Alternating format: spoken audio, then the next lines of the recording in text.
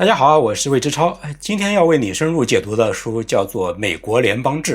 副标题是政府间的竞争。作者托马斯·戴伊是美国政治科学学会的前秘书长，是美国最顶尖的政治学家之一。美国为什么能够长期的繁荣，这一直是我非常感兴趣的一个问题。而我觉得今天这本书就揭示出了美国之所以能够长久繁荣的一个最重要的制度基础，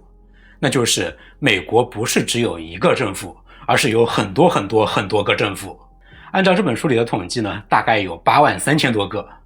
这里面包括了50个州的州政府，还有3000多个县，还有将近2万个市的市政府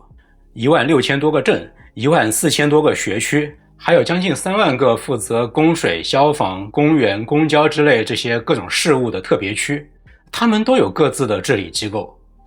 你可能会说，这有什么奇怪的？哪里不都是这样的吗？不对，美国的这些大大小小的各级政府，他们非常特别。他们不是中央政府，不是上一级政府的下属，而是各自独立的实权机构。他们相互之间都不太管得着，他们各自收税，各自花钱，各自决定学校应该怎么办，警察应该怎么配，路应该怎么修。他们有一部分会有相互重叠，更多的是相互独立。但更加重要的是，这些政府之间会展开非常激烈的竞争。作者戴伊说，你可以把这8万多个政府看成是一个巨大的自由市场。每个政府呢，其实都是在这个自由市场上在兜售一个套餐。套餐里边包括你要交多少税，这些税可以换来一个什么样的生活，我们这个政府会为你提供哪些公共服务。而你一个居民，一个纳税人，或者是一个企业主，你就是这个市场上挑三拣四的顾客。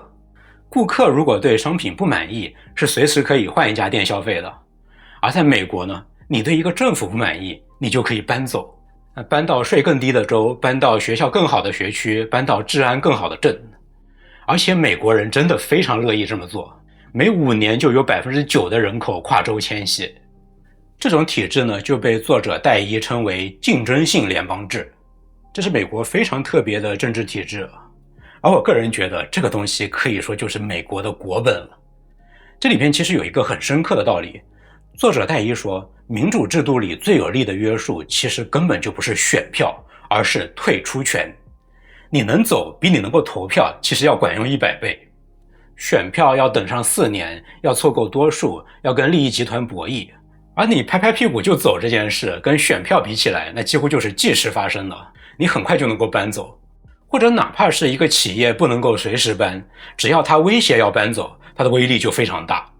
所以呢，只要人们真的会走，政府就不得不在意你想要什么。于是呢，这几万个政府就变得非常像是一个市场上自由竞争的商家，他们就要使出浑身解数来留住顾客。退一步讲吧，哪怕真有那种烂泥扶不上墙的政府，那种商家，那顾客起码也有权不在你这里消费嘛。那今天这期节目接下来要讲的就是这样一个全世界最特殊的自由竞争政府体系是怎么样运转起来的。竞争为什么能够逼着政府变好？选举做不到的事，为什么它能够做到？以及这套机制为什么是美国长期繁荣的一个非常重要的制度基础。然后节目的后半段也会讲到这个故事的另外一面，那就是今天美国的联邦政府权力在一步一步的扩大，它正在侵蚀这样的一套系统。而如果你跟我一样是一个在中国大陆的改革开放年代成长起来的人，那刚才这个机制你听起来是不是莫名的熟悉啊？那这一点我会在今天节目的最后做一点点小的展开。那我们就先来感受一下美国这些地方政府之间的竞争到底是一个什么样的局面。美国这几万个地方政府之间的相互竞争啊，最直接的一个证据就是美国各州之间巨大的政策差异。美国照理说是一个统一的国家，50个州的政策应该差不多，但其实完全不是。新罕布什尔州的总税负只占居民收入的 7.6%， 而纽约州是 14.6%， 是将近1倍的差距。密西西比州在福利上一个月给一个4口之家不到200美元，而纽约州给500多。有些州根本就没有所得税，有些州不收销售税，组合五花八门。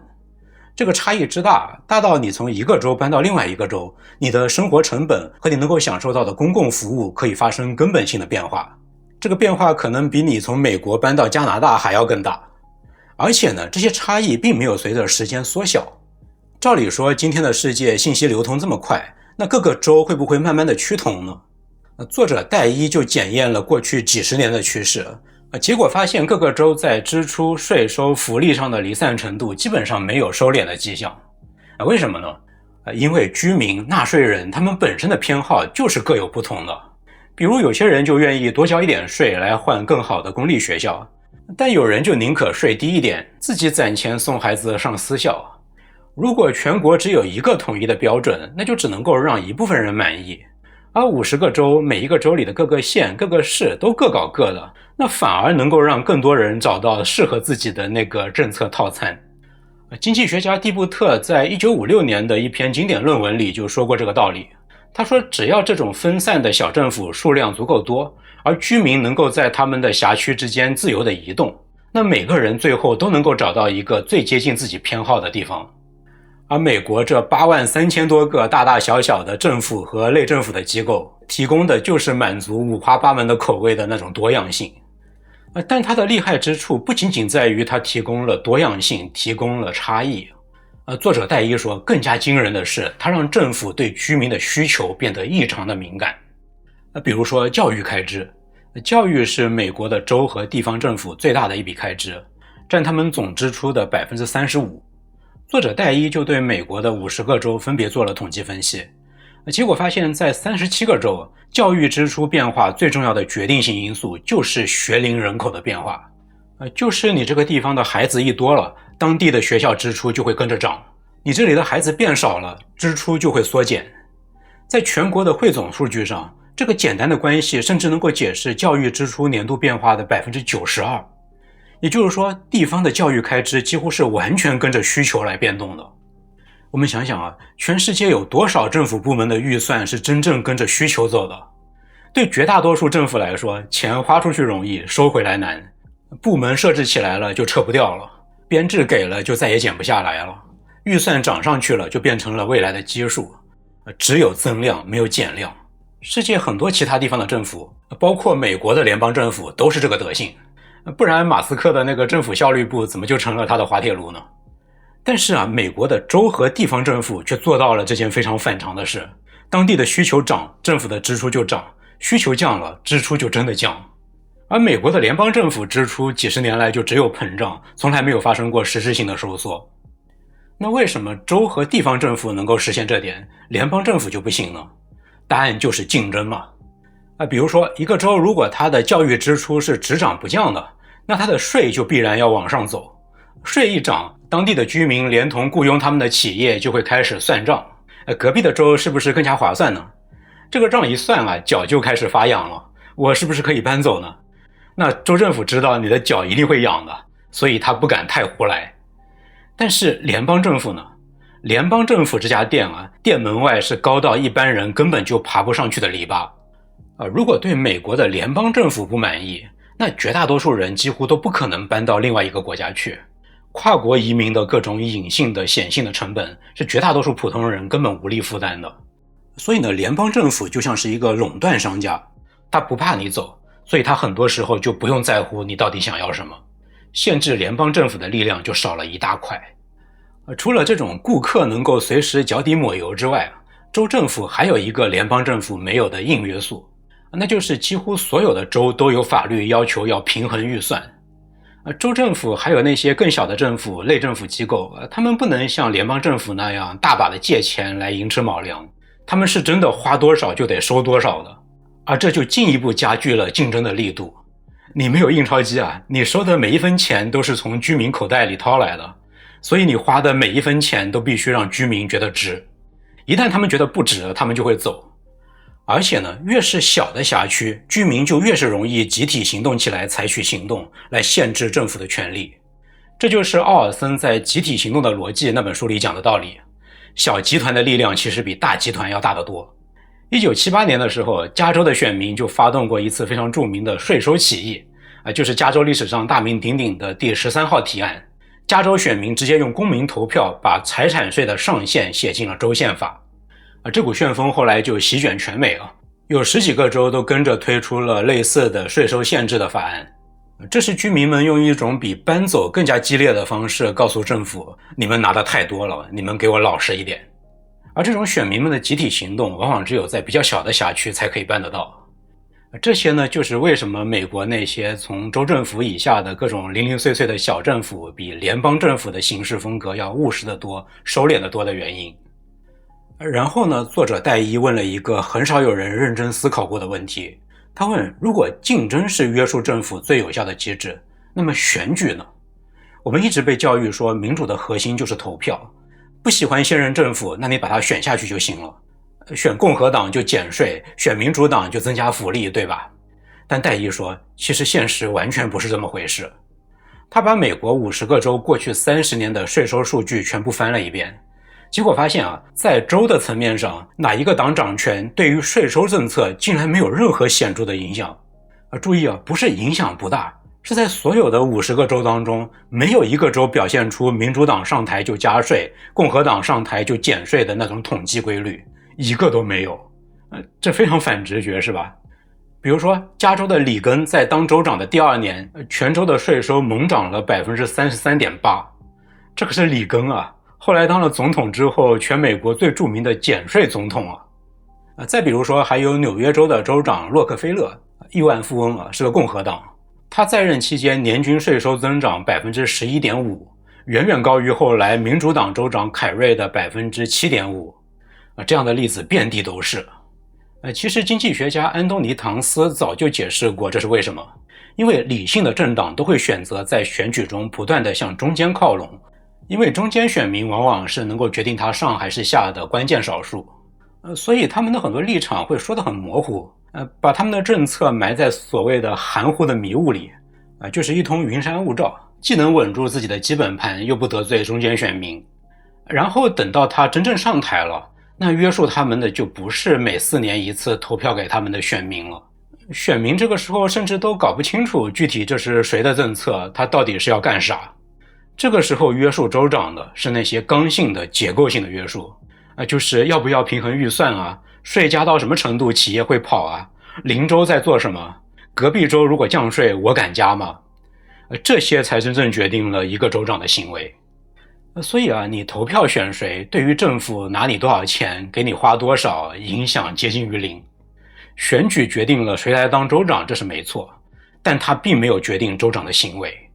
那什么才管用啊？就是前面说的，用脚投票才真的管用。居民可以搬走，资本可以流动，企业可以迁址，这才是真正能够伤到州长大人的大杀招。其实这就是美国的建国之父们在200多年前就非常清楚的事情。麦迪逊在联邦党人文集里写道，人不是天使，你不能够指望掌权者自我约束。民主程序是控制政府的第一道防线，但光靠它远远不够，必须要有辅助性的预防措施。那什么是辅助性的预防措施呢？那就是把权力打碎，让政府之间相互竞争，相互牵制。选票管不住的事情，让竞争来管。这是一种在对人性的深刻悲观之上建立起来的制度安排。而今天这本书的作者戴伊用了100-200年后的一大堆数据，证明了国父们的判断是对的。在所有那些被人们寄予厚望的权力制衡机制里，包括两党竞争、选民投票、舆论监督，这里面没有一个像政府间的竞争这样有如此强大的数据上可以被证实的约束力。戴伊接着说，这种政府间的竞争带来了一个巨大的好处，那就是它促成了一种州与州之间自动相互追赶的机制。戴伊发现在美国，穷州总是比富州增长得更快。比如说在他写这本书的时候，密西西比州是全美国人均收入最低的州，但是呢，它的经济增长速度在所有的州里边排第一。各州的收入水平和增长率之间的相关系数是负 0.84， 这在社会科学里已经是一个非常惊人的高相关性了。那为什么穷州会追上来呢？因为穷州税低，地便宜，劳动力成本低，资本和企业就自然会往那里流动。竞争逼着各个州要找到自己的比较优势，而这个追赶过程是自动发生的，不需要什么中央计划，不需要产业政策，因为资本会自己算账。大神奥尔森在他的另外一本名著《国家的兴衰》里提出过一个理论，一个地方太长时间没有被打扰的话，就会积累出越来越多的利益集团，各种各样的行业协会啊、工会啊、职业许可啊、监管壁垒啊，这些组织的存在不是为了把蛋糕做大，而是为了保住他自己的那一块不被别人动到。于是他们就像动脉里慢慢沉积的斑块一样，会让经济越来越僵硬。戴一的数据就确实印证了这一点，工会化程度越高的州，经济增长就越慢。美国东北部的那些老工业州啊，今天的袖带，他们的工会势力非常的庞大，监管层层叠叠，利益集团盘根错节，他们恰恰就是增长最慢的那一批州。而南部和西部的一些新兴州，他们的历史包袱很轻，利益集团还没有来得及扎根，他们反而跑得最快。竞争的妙处就在于它允许这些年轻的州去挑战那些硬化的老州，用低税率和灵活的环境把企业和人口给吸走，然后反过来倒逼那些僵化的州不得不松动。这种竞争压力最明显的就是表现在各州的税负调节上。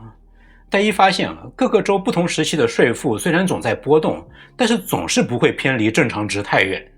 他有一个比喻，他说各州的税负就有点像是一支护航船队，有几条船想跑到前面多收一点税，但是跑得太远了，企业和居民就开始往后面几条低税的船上搬东西。搬的人一多呢，前面那条船发现经济在萎缩，那就只好减速退回来。而后面有些船呢，一度落得太远，公共服务太差，居民开始嫌弃，那他们也得想办法追上来。于是呢，整支船队始终就保持着一个大致的队形，没有一条船能够长期的脱队。也就是说不同的政府提供了那种口味各异的套餐这只是一方面，而另外一方面是竞争也保证了这些套餐的口味也不能够过于离谱，保证了他们不会变得过于黑暗料理。戴一做过一个50个州的数据分析结果他发现有46个州都表现出税负的增加与经济增长呈现出一种负相关，你一加税，经济就减速。纽约和马萨诸塞在70年代末到80年代初大幅的减税之后都迎来了各自几十年来最猛的经济增长期。加州也有过类似的情况，而且高税州对于减税的反应是最敏感的，因为他们被高税收压抑的增长潜力是最大的。所以呢，你从时间上纵向的去看，历史上不同的时期去做比较，那么税收的调节对于经济增长的作用是非常的明显的。但有意思的是，这里有一个很微妙的悖论那就是你去做那种横向的比较，你是拿同一年的高税州和低税州他们的经济增长率去做比较，那差距就不是那么明显。为什么会这样呢？因为州与州之间的竞争本身就在阻止任何一个州走得太远，就是前面说的船队机制嘛，大家都被约束住了，所以你看不到真正的极端案例。这就好像是你想证明安全带能够救命，但因为大家都系了安全带，所以你看不到不系安全带有多惨，看不到灾难恰恰是这个机制在起作用的一个证据。其实如果我们从更大的一个视角来看美国的这50个州同时都在按照自己的方式运转，这就像是50间实验室在同时开工，每一个州都在用自己的真金白银在做政策实验，有的降税，有的加福利，有的搞产业补贴，有的开放赌博，有的加紧环保。然后呢，其他的49个州都在旁边看着，你的实验成功了，我就学过来；你的实验搞砸了，我就尽可能的躲开。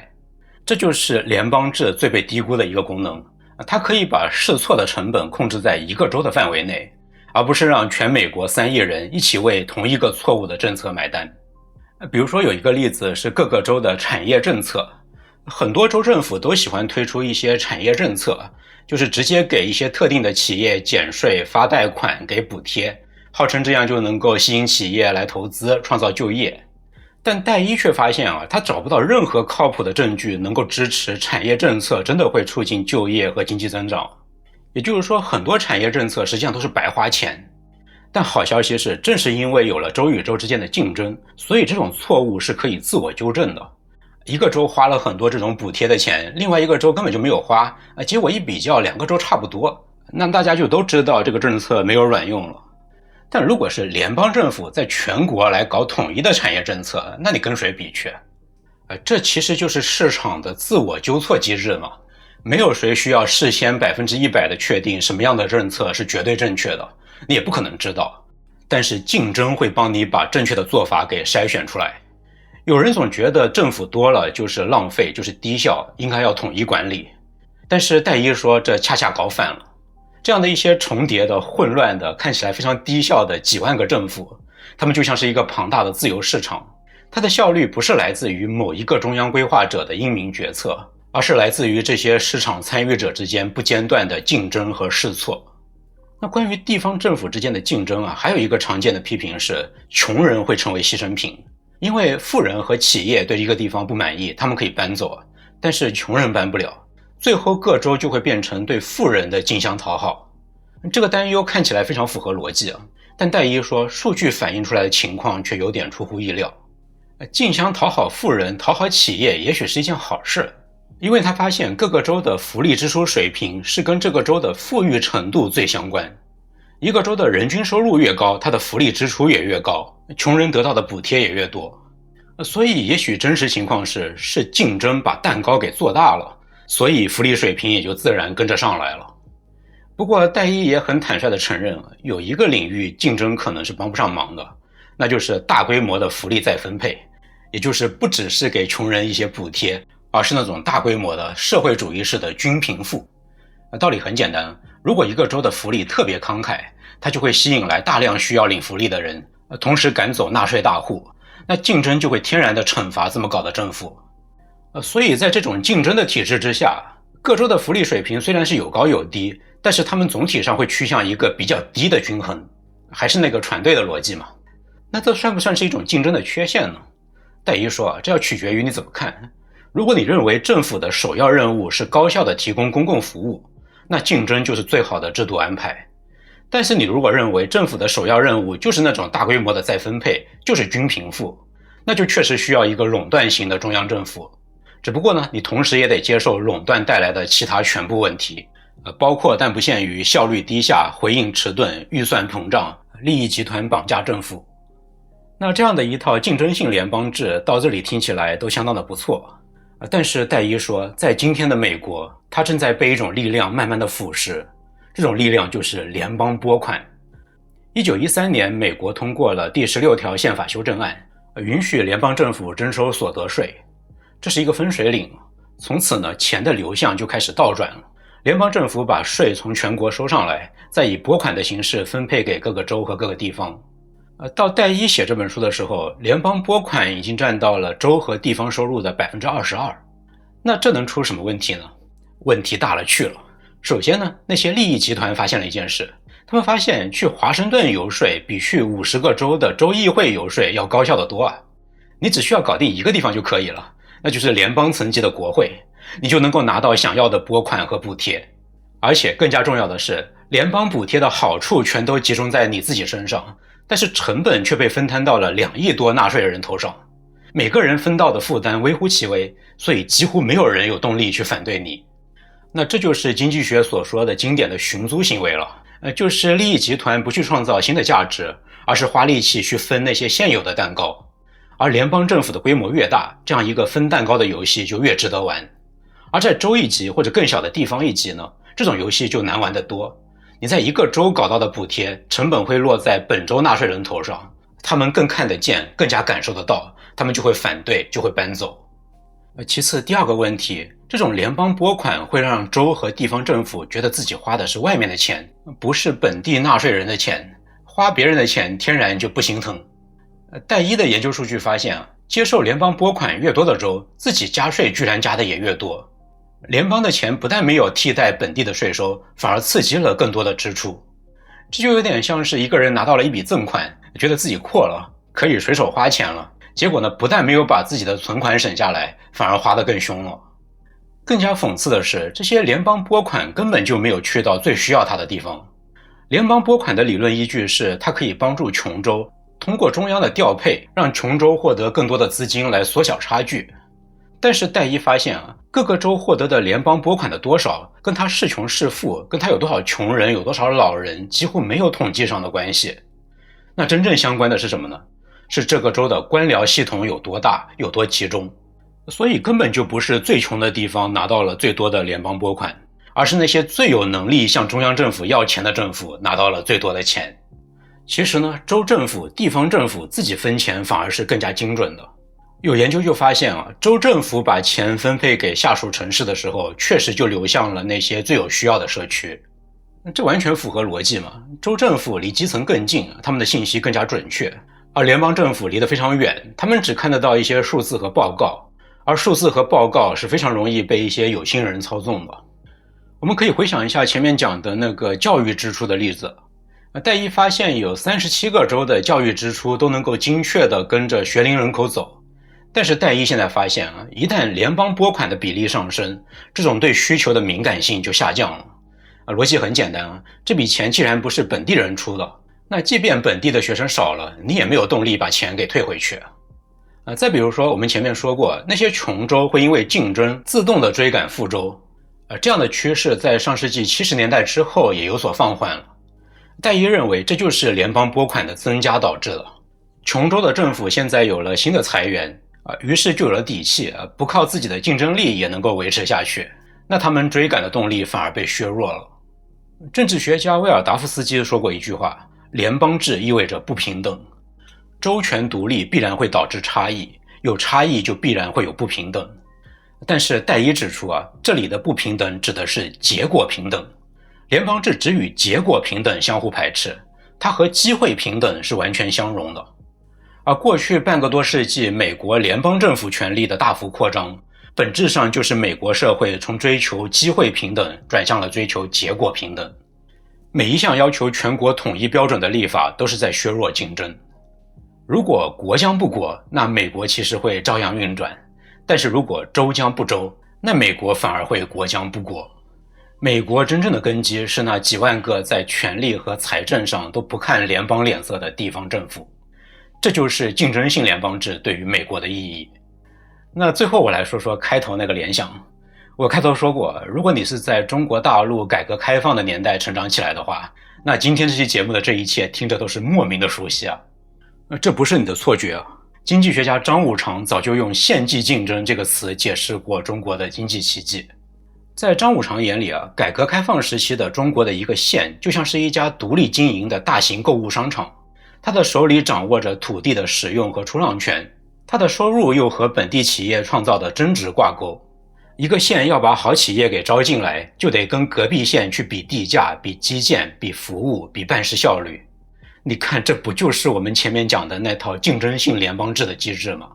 那时候的中国地方政府不只是管市场，他自己也被推入了市场，变成了一个必须争夺顾客、必须拿结果说话的竞争者。经济学家钱颖一和巴里温加斯特在1995年的一篇论文里，干脆就把这种制度安排叫做中国式联邦制。所以这不是我这个外行的牵强附会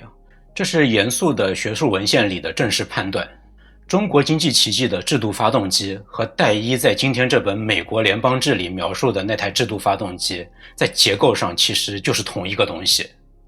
但是呢，发动机的结构相同，不等于发动机的零件也完全一样。美国的这种竞争性联邦制的核心约束是居民用脚投票，你搬走了，税基没了，那政府就得老实。